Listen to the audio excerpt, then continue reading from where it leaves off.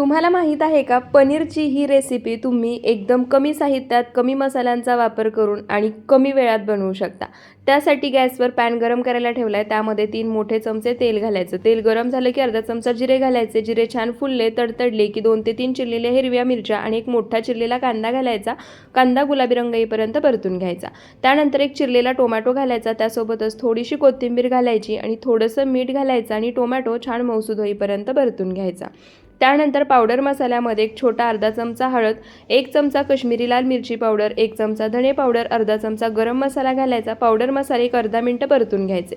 त्यानंतर थोडंसं पाणी घालायचं आणि आता पाण्यामध्ये हे सर्व साहित्य आपल्याला टोमॅटो छान मऊसूद होईपर्यंत, मसाल्याला तेल सुटेपर्यंत परतून घ्यायचं आहे. त्यासाठी झाकण ठेवून मंद आचेवर एक 2 ते 3 मिनिटं हे मसाले मी शिजवून घेतले आहेत. तेल सुटेपर्यंत मसाले परतून झाले की आता यामध्ये इथे मी 100 ग्रॅम पनीर घेतले. ते अशा पद्धतीने चुरून घालायचं. हाताने चुरून किंवा मॅश करूनच हे पनीर यामध्ये घालायचं आहे. किसणीने खिसून अजिबात घालू नका.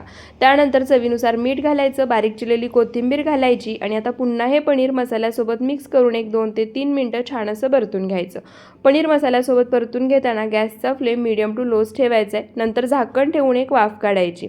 फक्त 10 ते 15 मिनिटांमध्येच मस्त चमचमीत, झणझणीत, चटपटीत अशी पनीर भुर्जी तयार झाली आहे. व्हिडिओ आवडला असेल तर